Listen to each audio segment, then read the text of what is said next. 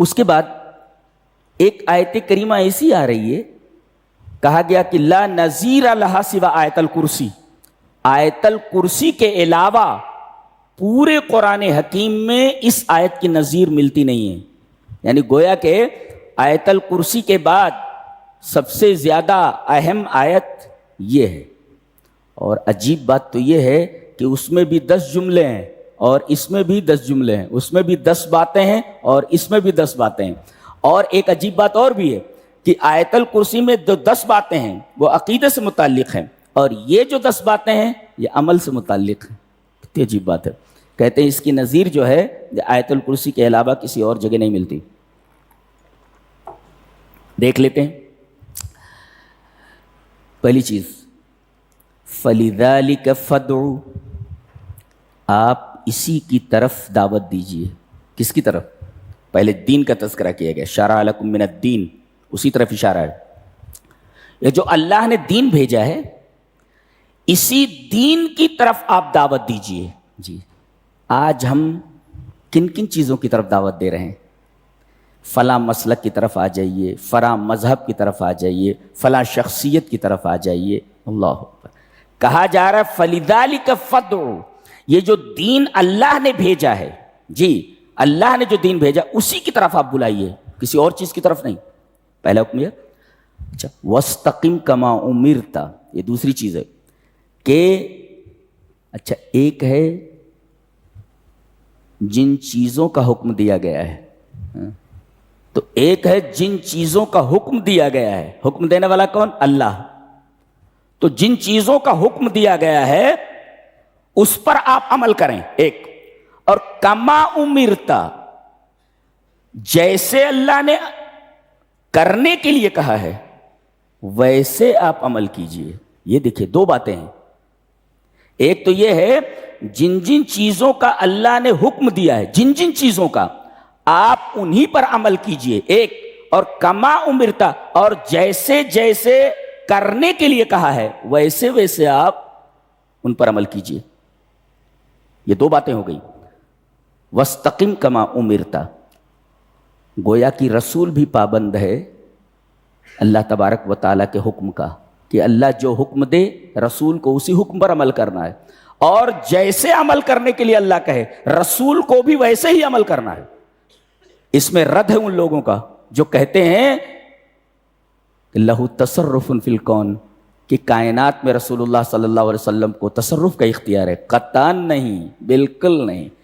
جو جو چیزیں اللہ نے دی ہیں، جن جن چیزوں کا حکم دیا ہے ان کو بروئے کار لانا ہے، ان پر عمل کرنا. اور جیسے جیسے کہا کما امرتا ویسے ویسے عمل کرنا ہے. رسول کائنات میں مختار نہیں ہے. جی مختار نہیں ہے. تیسری چیز وَلَا تَتَّبِعْ أَهْوَاءَهُمْ، یہ تیسرا حکم ہے. آپ ان کی خواہشوں کی اتباع مت کیجیے. جی لوگوں کی خواہش کچھ ہے، فلاں کی خواہش کچھ ہے، آپ ان کے خواہشات کی اتباع مت کیجیے، ان کی خواہشوں کے پیچھے مت چلیے. فلاں آدمی یہ چاہ رہا، فلاں آدمی وہ چاہ رہا، فلاں وہ چاہ رہا ہے، تو ان کی چاہتوں اور ان کی خواہشوں کے پیچھے آپ مت چلیے. بالکل نہیں. یہ کیوں کہا گیا؟ یہ کیوں کہا گیا کہ آپ لوگوں کی خواہشات کے پیچھے نہ چلیے؟ اس لیے کہ اس ٹکڑے کا تعلق پہلے سے ہے. پہلے ٹکڑے سے کہا گیا کہ جن جن چیزوں کا حکم دیا گیا ہے آپ ان چیزوں پر چلیے، اور جیسے جیسے ان پر چلنے کے لیے کہا گیا ویسے ویسے چلیے.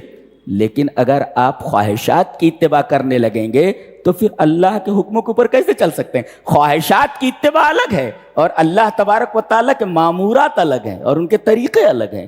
تو خواہشات کی اتباع یہ کما امرتا کے خلاف ہے. جی اس وجہ سے بعد میں کہا گیا وَلَا تَتَّبِعْ أَهْوَاءَهُمْ، خواہشات کی اتباع کریں گے آپ تو وَاسْتَقِمْ كَمَا أُمِرْتَ پر آپ عمل ہی نہیں کر سکتے، اس لیے کہ خواہشات الگ ہوتی ہیں اور وَاسْتَقِمْ كَمَا أُمِرْتَ ایک الگ چیز ہے. 3 باتیں. یہ چوتھی بات جو کہی جا رہی ہے بڑی عجیب ہے. وَقُلْ آمَنْتُ بِمَا أَنزَلَ اللَّهُ مِنْ کتاب، آپ اعلان کر دیجئے، قل آپ اعلان کر دیجئے کہ جتنی کتابیں نازل ہوئی ہیں سب پر میں ایمان لایا. یہ کتابیں جنس ہے، جی جنس ہے یہ، اور ما نافیہ کے بعد ہے، ما نافیہ کے بعد، اور ما نافیہ کے بعد من کے ذریعے اگر کسی چیز کو ذکر کیا جائے تو اس کے اندر عموم پیدا ہو جاتا ہے. یعنی جتنے، جیسے ما لکم من الہ غیرہ، ما لکم من لایا گیا، اللہ کے علاوہ کوئی بھی معبود نہیں ہے، وہی لایا گیا. ما انزل اللہ من کتاب، جتنی کتابیں دو باتیں، جتنی کتابیں نازل ہوئی ہیں جی، وہ نازل شدہ منزل کتابیں، ان پر میں ایمان لائے. اشارہ اس بات کی طرف ہے آج جو کتابیں ہیں لوگوں کے پاس جی، انجیل ہے، تورات ہے، کہتے ہیں کہ یہ تورات ہے، یہ انجیل ہے، ہم اس پر ایمان نہیں لاتے. کیوں؟ اس لیے کہ اللہ نے جو نازل کیا تھا ان میں تحریف ہو چکی ہے. انجیل محرف ہے. یہ نہیں کہا جا سکتا کہ انجیل اسی طریقے سے جس طریقے سے اتری تھی. تورات، اس کے بارے میں ہم نہیں کہہ سکتے کہ جس طریقے سے اتری تھی تورات اسی طریقے سے ہے. تو ہم تورات اور انجیل پر ایمان لاتے، مگر جو تمہارے ہاتھوں میں ہے اے یہود اور نصارہ، ہم ان پر ایمان نہیں لاتے، اس لیے کہ یہ وہ کتابیں نہیں ہیں جو اس وقت نازل ہوئی تھی موسیٰ پر اور عیسیٰ پر. یہ بڑی عجیب بات کہی گئی جی. وَقُلْ آمَنْتُ بِمَا أَنزَلَ، آپ اعلان کر دیجئے کہ میں ان تمام چیزوں پر ایمان لایا جو اللہ نے نازل کی ہیں. تمہارے پاس جو ہے وہ اس میں تحریف ہو چکی ہے، اس پر ہم ایمان لے آتے. اچھا، پانچویں چیز، وَأُمِرْتُ لِأَعْدِلَ بَيْنَكُمْ، مجھے حکم دیا گیا ہے کہ میں تمہارے درمیان عدل کروں. چاہے وہ معاملہ اپنے خلاف ہو، آپ کے والدین کے خلاف ہو، آپ کے کسی رشتہ دار کے خلاف ہو، لا، آپ ظلم نہیں کر سکتے. چاہے وہ مسلم ہو یا غیر مسلم ہو، کوئی بھی ہو، آپ اس کے ساتھ ظلم نہیں کر سکتے، اس کے ساتھ بھی آپ عدل ہی کریں گے.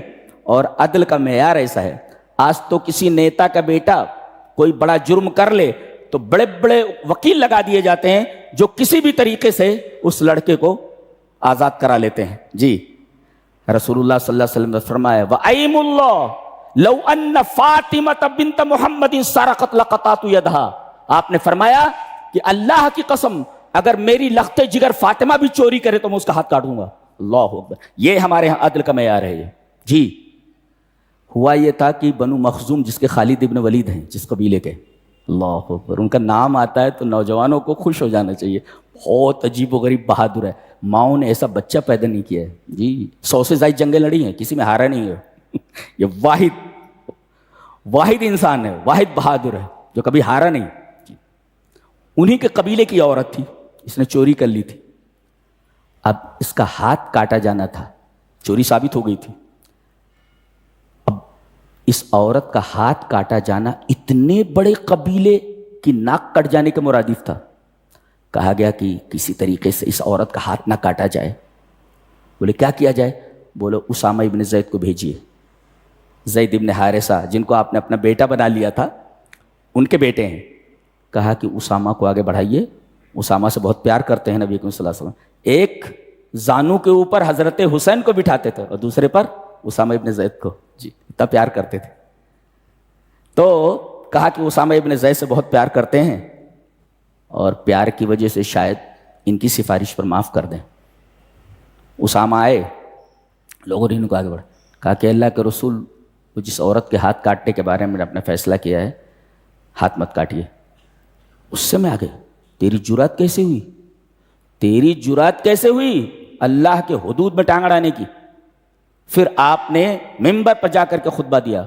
کہا کہ لوگوں، پچھلی قومیں جو ہلاک ہوئی جانتے ہو اس کی وجہ کیا تھی؟ جب کوئی بڑا آدمی چوری کرتا تو اسے چھوڑ دیا جاتا تھا، اور جب کوئی چھوٹا آدمی چوری کرتا تو اس کے اوپر اللہ کی حد قائم کی جاتی تھی، اسے ہاتھ کاٹ دیا جاتا تھا. اب آپ نے فرمایا وَأَيْمُ اللَّهِ لَوْ أَنَّ فَاطِمَةَ بِنْتَ مُحَمَّدٍ سَرَقَتْ لَقَطَعْتُ يَدَهَا، اللہ کی قسم اگر فاطمہ بنت محمد بھی چوری کرتی، میری لخت جگر بھی، تو میں اس کا ہاتھ کاٹ دیتا تھا. یہ عدل کا معیار ہے اسلام کے اندر. وَأُمِرْتُ لِأَعْدِلَ بَيْنَكُمْ، مجھے حکم دیا گیا ہے. اور ظاہر ہے کہ اللہ جب حکم دے تو نبی کو تو اس کے اوپر عمل کرنا ہی ہے جی. اس لیے کہ رسول امر الہی کے خلاف نہیں جا سکتا. وَأُمِرْتُ لِأَعْدِلَ بَيْنَكُمْ. اچھا تو کتنا ہو گیا؟ 1 2 3 4 5. چھٹا پوچھا گیا آپ اللہ کو اپنا رب مانتے ہیں؟ کون کہے گا میں رب نہیں مانتا؟ ہندو سے پوچھیے وہ بھی کہے گا رب وہی ہے، رب وہی ہے. کسی بھی سے پوچھیے، کسی غیر مسلم سے پوچھیے، ہندو سے پوچھیے اللہ کون ہے، رب ہے، کدھر ہے؟ بولے ادھر ہے. اچھا تم مانتے ہو کہ وہ بھی رب ہے، وہی رب ہے تمہارا؟ رب تو ہمارا بھی رب وہی ہے، تمہارا بھی رب وہی ہے، تو دونوں ایک جگہ جمع ہو گئے نا. تو اب ہم دونوں کو چاہیے کہ ہم اللہ کی عبادت کریں. دیکھیے سامنے والے کی بات مان کر کے جواب دیا جا رہا ہے. تم اللہ کو رب مانتے ہو، کوئی نہیں بول سکتا کہ میں اللہ کو رب نہیں مانتا. جی عیسائی سے پوچھئے رب مانتے ہو اللہ کو، بولتا رب مانتا ہوں. یہودی سے پوچھئے ہاں رب مانتے. غیر مسلم ہندو سے پوچھئے رب مانتے ہو، لارڈ مانتے ہو اللہ کو؟ جی ہاں لارڈ مانتے، لارڈ ہے وہ، رب ہے وہ. تو ہم بھی مانتے ہیں اللہ رب. وہی کہتا ہے اللہ ربنا و ربکم، اللہ ہمارا رب ہے اور تمہارا رب ہے. جب ہم دونوں کا رب ایک ہی ہے تو ہم دونوں کو چاہیے کہ ہم اللہ ہی کی عبادت کریں. رب مان کر کے غیر اللہ کی عبادت کرنے کا کیا مطلب ہے؟ جی پالے کوئی کھاؤ کسی کا گاؤ کسی کا، ایسا تھوڑی ہوتا ہے. رب مانے پالنے والا، روزی دینے والا، تمہاری حفاظت کرنے والا. تو کھاؤ کسی کا گاؤ کسی کا، ایسا ہوتا ہے کیا؟ نہیں ہوتا. تو اسی کی عبادت کرنی چاہیے. پھر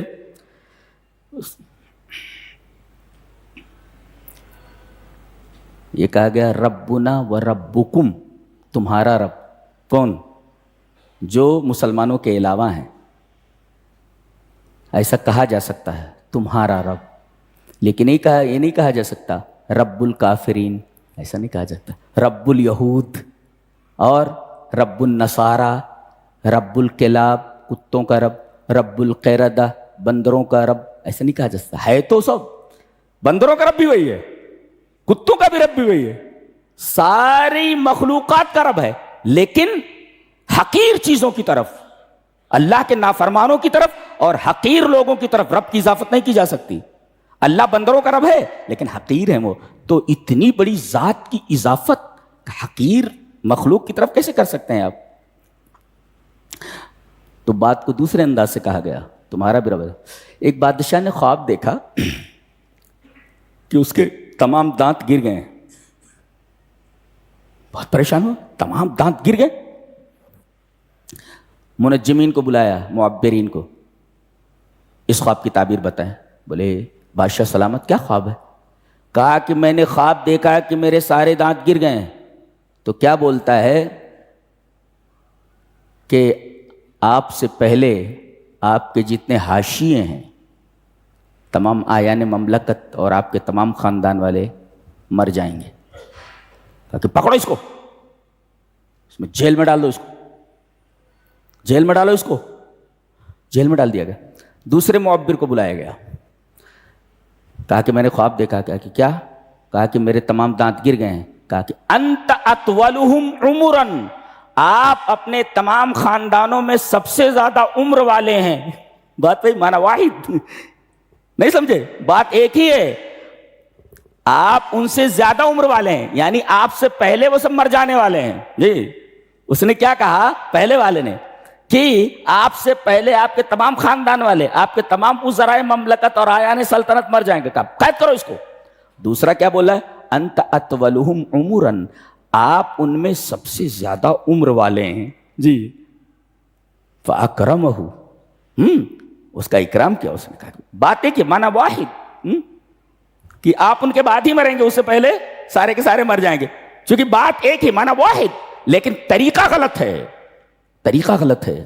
جی وہی کہا گیا اللہ ربنا و ربکم، کن کی کا تمہارا، تم سب کا رب ہے، اضافت نہیں کی گئی کسی کی طرف. جی اور اس کے بعد فرمایا گیا لنا اعمالنا ولکم اعمالکم، ہم جو عمل کر رہے ہیں اس کی جزا ہمیں ملنے والی ہے، اور تم جو عمل کر رہے ہو اس کی جزا و سزا تمہیں ملنے والی ہے.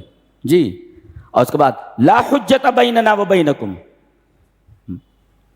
حق واضح ہو جانے کے بعد، حق واضح ہو گیا، اب ہمارے درمیان اور آپ کے درمیان کوئی دلیل نہیں رہے گی. لا حجت بیننا و بینکم، مناظرہ ختم. اللہ یجمع، اب نہیں مان رہے ہو تو اللہ یجمع بیننا، تو ایک دن اللہ ہمیں جمع کرنے والا ہے، پھر بتائے گا کون حق پر ہے اور کون غلطی کے اوپر ہے. اللہ اکبر و الیہ المصیر. دیکھیں کتنی بات ہے، ایک 2 3 4 5 6 7 8 9 10 اور اسی کی طرف سب کو جانا ہے, اسی کی طرف مسیر ہے.